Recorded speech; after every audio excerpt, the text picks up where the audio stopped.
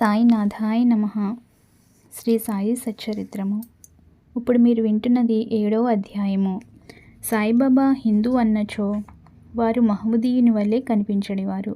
మహమ్మదీయుడు అనుకొన్నచో హిందూ మతాచార సంపన్నుడుగా గాన్పించుచుండెను. ఆయన హిందువా లేక మహమ్మదీయుడా అన్న విషయము ఇదమిత్తముగా ఎవ్వరికీ తెలియదు.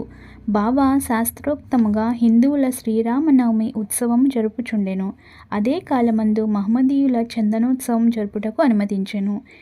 ఈ ఉత్సవ సమయమందు కుస్తీ పోటీలను ప్రోత్సహించుచుండువారు. గెలిచిన వారికి మంచి బహుమతులిచ్చడివారు. గోకులాష్టమి నాడు గోపాల్ కాలోత్సవం జరుపుచుండిరి. ఈదుల్ ఫితర్ పండుగ నాడు మహమ్మదీయులచే మసీదులో నమాజు చేయించడివారు. మొహరం పండుగకు కొంతమంది మహమ్మదీయులు మసీదులో తాజియా లేదా తాబూతు నిలిపి కొన్ని దినములు దాని నచ్చట నుంచి పిమ్మట గ్రామంలో నూరేగించెదమనిరి. 4 దినముల వరకు మసీదులో తాబూతు నుంచుటకు బాబా సమ్మతించి 5వ నాడు నిస్సంకోచముగా దానిని తామే తీసివేసిరి.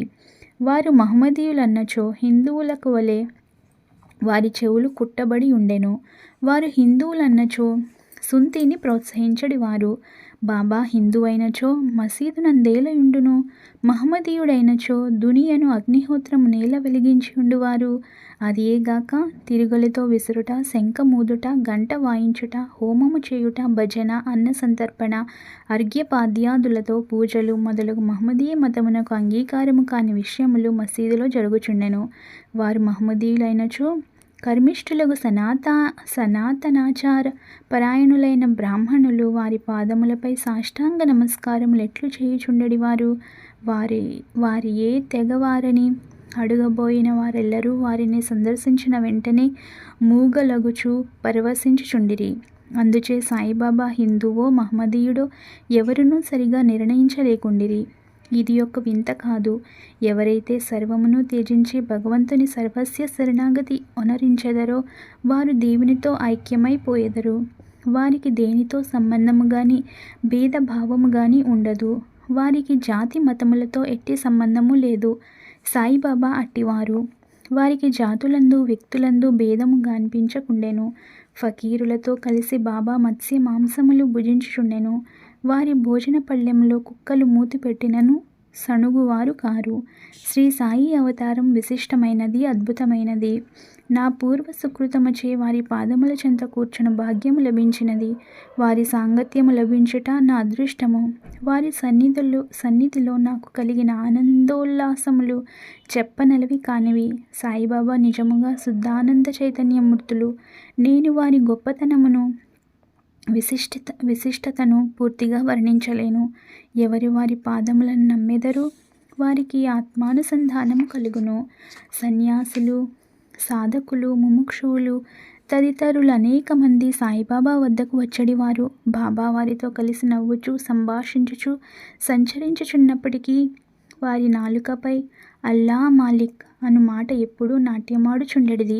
వారికి వాద వివాదములు గాని చర్చలు గాని ఇష్టము లేదు. అప్పుడప్పుడు కోపం వహించినప్పటికీ వారెల్లప్పుడూ శాంతముగాను సంయమముతోనూ ఉండడివారు.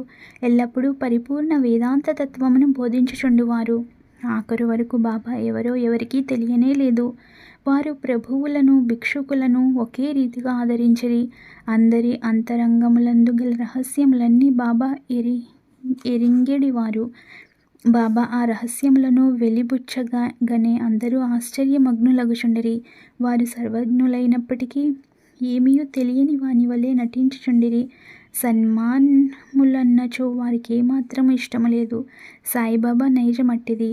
మానవ దేహంతో సంచరించుచున్నప్పటికీ వారి చర్యలను బట్టి చూడ వారు సాక్షాత్ భగవంతుడనియే చెప్పవలెను. వారిని చూసిన వారందరూ వారు షిరిడీలో వెలిసిన భగవంతుడనియే అనుకొనుచుండిరి. వట్టి మూర్ఖుడనైన నేను బాబా మహిమలనెట్లు వర్ణించగలను? సాయిబాబా వైఖరి.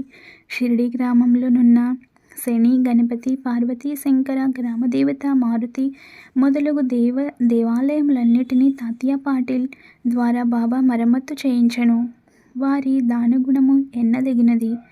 దక్షిణ రూపముగా వసూలైన పైకమంతయు ఒక్కొక్కరికి రోజుకొక్కంటికి 50 రూపాయలు, 20 రూపాయలు, 15 రూపాయలు చొప్పున ఇచ్చి వచ్చినట్లు పంచిపెట్టెడివారు.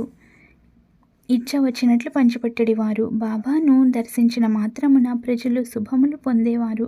రోగులు ఆరోగ్యవంతులగుచుండిరి. దుర్మార్గులు సన్మార్గులుగా మారుచుండిరి. కుష్టువారు కూడా రోగ విముక్తులగుచుండిరి. అనేకులకు కోరికలు నెరవేరుచుండెను. ఎటువంటి మందులు పసరులతో పని లేకుండగానే గ్రుడ్డివారికి దృష్టి వచ్చుచుండెను. కుంటివారికి కాళ్ళు వచ్చుచుండెను. అంతులేని బాబా గొప్పతనమును సారమును ఎవరునూ కనుగొనకుండిరి. వారి కీర్తి నలుమూలలా వ్యాపించెను. అన్ని దేశముల నుండి భక్తులు షిరిడీకి తండోపతండములుగా రాసాగిరి. బాబా ఎల్లప్పుడూ ధునికెదురుగా ధ్యానమగ్నులై కూర్చుండేవారు. ఒక్కొక్కప్పుడు మలమూత్ర విసర్జన కూడా అక్కడే చేసేవారు. ఒక్కొక్కప్పుడు స్నానం చేసేవారు. మరొకప్పుడు స్నానం లేకుండానే ఉండేవారు. తొలి దినములలో బాబా తెల్లటి తలపాగా శుభ్రమైన ధోవతి చొక్కా ధరించేవారు. మొదటి రోజులలో వారు వైద్యం చేసేవారు. గ్రామంలో రోగులను పరీక్షించి ఔషధములు ఇచ్చడివారు. వారి చేతితో ఇచ్చిన మందులు అద్భుతముగా పనిచేయుచుండెడివి. వారికి గొప్ప హకీం అని పేరు వచ్చెను. ఈ సందర్భమున ఒక ఆసక్తికరమైన సంఘటనను చెప్పవలెను. ఒక భక్తునికి కండ్లు వాచి మిక్కిలి ఎర్రబడెను. షిరిడీలో వైద్యుడు దొరకలేదు. ఇతర భక్తులు అతనిని బాబా వద్దకు కొనిపోయిరి. సామాన్యముగా అట్టి రోగులకు అంజనములు, ఆవుపాలు, కర్పూరంతో చేసిన ఔషధములు వైద్యులు ఉపయోగించెదరు. కానీ బాబా చేసిన చికిత్స విలక్షణమైనది. నల్లజేడి గింజలను నూరి 2 మాత్రలుగా చేసి ఒక్కొక్క కంటిలో ఒక్కొక్క దానిని పెట్టి గుడ్డతో కట్టుకట్టిరి. మరుసటి దినము ఆ కట్లను విప్పి నీళ్లను ధారగా పోసిరి. కండ్లలోని పుసి తగ్గి కంటిపాపలు తెల్లబడి శుభ్రమయ్యెను. నల్లజేడి పిక్కలను నూరి కండ్లలో పెట్టినను సున్నితమైన కండ్లు మండనే లేదు. అటువంటి చిత్రములు అనేకములు కలవు. కానీ అందు ఇదొకటి మాత్రమే చెప్పబడినది. బాబా యోగాభ్యాసములు. సాయిబాబాకు సకల యోగ ప్రక్రియలు తెలిసియుండెను. దౌతి, ఖండయోగము, సమాధి మున్నగు షడ్విధ యోగ ప్రక్రియలందు బాబా ఆరితేరినవారు. అందులో 2 మాత్రమే ఇక్కడ వర్ణింపబడినవి. దౌతి. మసీదుకు చాలా దూరంలో ఒక మర్రి చెట్టు కలదు. అక్కడొక బావి కలదు. ప్రతి 3 రోజులకు ఒకసారి బాబా అచ్చటకు పోయి ముఖ ప్రక్షాళనము, స్నానము చేయుచుండెను.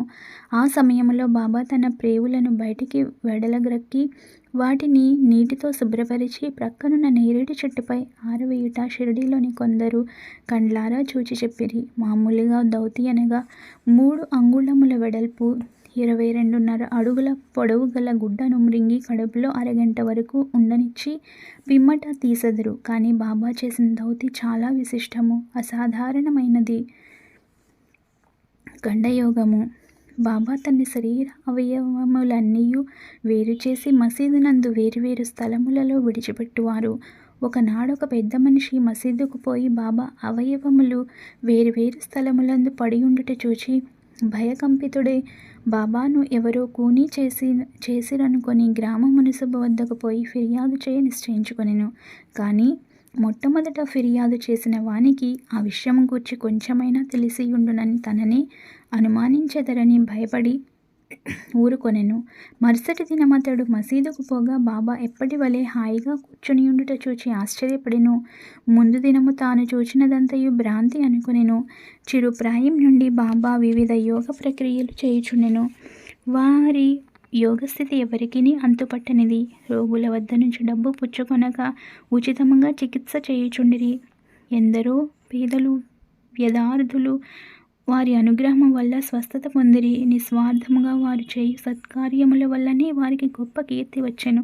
బాబా తన సొంతము కొరకు ఏమీయూ చేయక ఇతరుల మేలు కొరకే ఎల్లప్పుడూ పాటుపడేవారు. ఒక్కొక్కప్పుడు ఇతరుల వ్యాధిని తమపై వేసుకొని ఆ బాధను తాము అనుభవించేవారు. అటువంటి సంఘటనను ఒకదానిని ఈ దిగువ పేర్కొందును. దీనిని బట్టి బాబా యొక్క సర్వజ్ఞత, దయార్ద్ర హృదయము విదితమగును. బాబా సర్వాంతర్యామిత్వము, కారుణ్యము. 1910వ సంవత్సరము గణత్రయోదశి నాడు అనగా దీపావళి పండుగ ముందు రోజున బాబా ధుని వద్ద కూర్చుండి చలి కాచుకొనుచు ధునిలో కట్టెలు వేయుచుండెను. ధుని బాగుగా మండుచుండెను. కొంతసేపైన తర్వాత హఠాత్తుగా కట్టెల కుమారు తన చేతిని ధునిలో పెట్టి నిశ్చలముగా ఉండిపోయిరి. మంటలకు చేయి కాలిపోయెను. మాధవుడనే నౌకరును మాధవరావు దేశపాండేయు దీనిని చూచి వెంటనే బాబా వైపుకు పరుగుడిరి. మాధవరావు దేశపాండే బాబా నడుమును పట్టుకుని బలముగా వెనుకకు లాగెను. దేవా, ఇట్లేలా చేసిదిరని బాబాను అడిగిరి. మరేదో లోకంలో ఉండినట్లుండిన బాబా బాహ్యస్మృతి తెచ్చుకొని ఇక్కడకు చాలా దూరంలో ఒక కమ్మరి స్త్రీ తన బిడ్డను ఒడిలో ఉంచుకొని కొలిమి నూదుచుండెను. అంతలో ఆమె భర్త పిలిచెను. తన ఒడిలో బిడ్డయున్న సంగతి మరచి ఆమె తొందరగా లేచెను. బిడ్డ మండుచున్న కొలిమిలో పడెను. వెంటనే నా చేతిని కొలిమిలోనికి దూర్చి ఆ బిడ్డను రక్షించితిని. నా చెయ్యి కాలితే కాలింది, అది నాకంత బాధాకరము కాదు, కానీ బిడ్డ రక్షింపబడెను విషయము నాకు ఆనందము కలుగ చేయుచున్నదని జవాబిచ్చెను. కుష్ఠరోగ భక్తుని సేవ. బాబా చెయ్యి కాలినను సంగతి మాధవరావు దేశపాండే ద్వారా తెలుసుకునిన నానాసాహెబ్ చాందోర్కర్ వెంటనే బొంబాయి నుండి డాక్టర్ పరమానంద్ అను ప్రఖ్యాత వైద్యుని వెంటపెట్టుకుని వైద్య సామాగ్రితో సహా హుటాహుటిన షిరిడీ చేరెను. చికిత్స చేయుటకు డాక్టర్కు కాలిన తమ చేయి చూపమని బాబాను నానా కోరెను. బాబా అందులో ఒప్పుకొనలేదు. చేయి కాలిన లగాయతు బాగోజీ సిందే అను కుష్ఠరోగి ఏదో ఆకువేసి కట్టెడివాడు. నానా ఎంత వేడినను బాబా డాక్టర్ గారిచే చికిత్స పొందుటకు సమ్మతింపలేదు. డాక్టర్ గారు కూడా అనేక సార్లు వేడుకొనిరి. అల్లాయే తన వైద్యుడని తమకేమాత్రము బాధ లేదని చెప్పుచు ఎటులో డాక్టర్చే చికిత్స చేయించుకొనుటకు దాటవేయుచుండెను. అందుచే డాక్టర్ మందులు పెట్టే మూత అయినా తెరవకుండగానే బొంబాయి తిరిగి వెళ్ళిపోయెను. కానీ అతనికి ఈ మిషతో బాబా దర్శనం భాగ్యము లభించెను. ప్రతిరోజు బాగోజీ వచ్చి బాబా చేతికి కట్టుచుండెను. కొన్ని దినముల తర్వాత గాయం మానిపోయెను. అందరూ సంతోషించిరి. అప్పటికిని ఇంకా ఏమైనా నొప్పి మిగిలి యుండినదాయనో సంగతి ఎవరికీ తెలియదు. కానీ ప్రతిరోజు ఉదయము బాగోజీ పట్టీలను విప్పి బాబా చేతిని నేతితో తోమి తిరిగి కట్టుచుండెడివాడు. బాబా మహాసమాధి వరకు ఇది జరుగుచునే ఉండెను. మహాసిద్ధపురుషుడైన బాబాకి ఇదంతయు నిజానికి అవసరము లేనప్పటికీ తన భక్తుడైన బాగోజీ యందు గల ప్రేమచే అతడనర్చు ఉపాసనను గైకొనెను. బాబా లెండికి పోవునప్పుడు బాగోజీ బాబా తలపై గొడుగు పట్టుకొని వెంట నడిచెడివాడు. ప్రతిరోజు ఉదయం దుని వద్ద కూర్చునగానే బాగోజీ తన సేవాకార్యం మొదలెడువాడు. బాగోజీ గత జన్మయందు చేసిన పాప ఫలితంగా ఈ జన్మమున కుష్ఠరోగముచే బాధపడుచుండెను. కానీ వ్రేళ్లు ఈడ్చుకొని పోయిచుండెను. వాని శరీరమంతయు చీము కారుచు దుర్వాసన కొట్టుచుండెను. బాహ్యమునకు అతడెంత దురదృష్టవంతుని వలె కనిపించినప్పటికీ అతడు మిక్కిలి అదృష్టశాలి, సంతోషి. ఎందుకనగా అతడు బాబా సేవకులందరిలో మొదటివాడు. బాబా సహవాసం పూర్తిగా అనుభవించినవాడు. కాపర్డి కుమారుని ప్లేగు వ్యాధి. బాబా విచిత్ర లీలలలో ఇంకొక దానిని వర్ణించదను. అమరావతి నివాసియగు దాదాసాహెబ్ కాపర్డే భార్య తన చిన్న కొడుకుతో కలిసి షిరిడీలో కొన్ని దినములుండెను. ఒకనాడు కాపర్డే కుమారునికి తీవ్ర జ్వరం వచ్చెను. అది ప్లేగు జ్వరం క్రింద మారెను. తల్లి మిక్కిలి భయపడెను.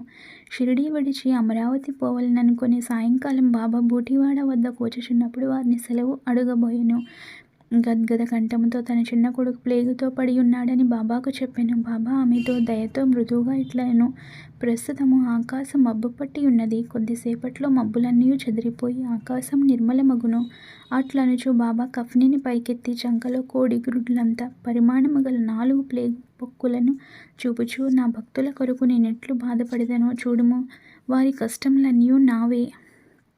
ఈ మహాద్భుత లీలను చూచిన జనులకు మహాత్ములు తమ భక్తుల బాధలు తామెట్లు స్వీకరింతురో అను విషయము స్పష్టమయ్యెను. మహాత్ముల మనసు మైనము కన్న మెత్తనిది, వెన్న వలె మృదువైనది. వారు భక్తులను ప్రత్యుపకారమేమీయూ ఆశించక ప్రేమించెదరు. భక్తులనే తమ స్వజనులుగా భావించెదరు. బాబా పండరి ప్రయాణము. సాయిబాబా తన భక్తులను ఎట్లు ప్రేమించుచుండెనో, వారి కోరికలను అవసరములను ఎట్లు గ్రహించుచుండెనో అను కథ చెప్పి ఈ అధ్యాయమును ముగించెదము. నానాసాహెబ్ చందోర్కర్ బాబాకు గొప్ప భక్తుడు. అతడు కాందేశ్లోని నందూరు బారులో మమల్తదారుగా నుండెను. అతనికి పండరీపురంనకు బదిలీ అయ్యెను. సాయిబాబా అందు అతనికి గల భక్తి అను ఫలం ఆనాటికి పండెను. పండరీపురమును భూలోక వైకుంఠమనెదరు. అట్టి స్థలమునకు బదిలీ అగుటచే అతడు గొప్ప ధన్యుడు. నానాసాహెబ్ వెంటనే పండరీపోయి ఉద్యోగములో ప్రవేశించవలసి ఉండెను. షిరిడిలో ఎవ్వరికీ ఉత్తరము వ్రాయక హుటాహుటిన పండరీకి ప్రయాణమయ్యెను. ముందుగా షిరిడీకి పోయి తన విఠోబా యగు బాబాను దర్శించి ఆ తర్వాత పండరీకి పోవలననుకొనెను. నానాసాహెబ్ షిరిడీ వచ్చు సంగతి ఎవరికీ తెలియదు. కానీ బాబా సర్వజ్ఞుడగుటచే గ్రహించెను. నానాసాహెబ్ నీమ్గావ్ చేరేసరికి షిరిడీ మసీదులో కలకలము రేగెను. బాబా మసీదులో కూర్చుండి మహల్సాపతి, అప్పాసిందే, కాశీరాములతో మాట్లాడుచుండెను. హఠాత్తుగా బాబా వారితో ఇట్లనియెను, మన నలుగురము కలిసి భజన చేసెదము. పండరీ ద్వారములు తెరిచినారు కనుక ఆనందముగా పాడెదము లెండు. అందరూ కలిసి పాడదొడంగిరి. ఆ పాట యొక్క భావమేమనా, నేను పండరీ పోవలెను, నేను అక్కడనే నివసించవలెను, ఎందుకనగా అదియే నా ప్రభు యొక్క ధామము. అట్లు బాబా పాడుచుండెను. భక్తులందరూ బాబాను అనుకరించిరి. కొద్దిసేపటికి నానాసాహెబ్ కుటుంబ సమేతముగా వచ్చి బాబా పాదములకు సాష్టాంగ నమస్కారం చేసి తనకు పండరీపురం బదిలీ అయినదని, బాబా కూడా వారితో పండరీపురం వచ్చి అక్కడుండవలసినదని వేడుకొనెను. అటులా బ్రతిమాలుటకు అవసరం లేకుండెను. ఏలన బాబా అప్పటికే పండరీ పోవలెను, అచ్చట నుండవలెనను భావమును వెళ్ళిబుచ్చుచుండెనని తక్కిన భక్తులు చెప్పిరి. ఇది విని నానా మనసు కరిగి బాబా పాదములపై పడెను. బాబా యొక్క ఊదీ ప్రసాదమును, ఆశీర్వాదమును, అనుజ్ఞను పొంది నానాసాహెబ్ పండరీకి పోయెను. ఇట్టి బాబా లీలలకు అంతులేదు. 7వ అధ్యాయం సంపూర్ణము. సద్గురు శ్రీ సాయినాథార్పణమస్తు. శుభం భవతు. ప్రియమైన భక్తులారా, మనం రోజు అధ్యాయంతో పాటు బాబా చెప్పిన సూక్తులు కూడా తెలుసుకుంటున్నాం కదా. ఈరోజు బాబా చెప్పిన సూక్తి, నిందను స్తుతిని సమానముగా ఎంచుము, ఇంద్రియ నిగ్రహము కలిగి ఉండుము, కోరిక మానసిక బలమును నిశ్చలతను భంగపరుచును, ఇది పండితులను కూడా బోల్తా కొట్టించును. ప్రియమైన స్నేహితులారా, ఈ వీడియో కనుక మీకు నచ్చినట్లయితే ప్లీజ్ లైక్ చేయండి, షేర్ చేయండి, అలాగే సబ్స్క్రైబ్ చేసుకోండి. ప్లీజ్ సపోర్ట్ చేయండి. Thank you for watching this video.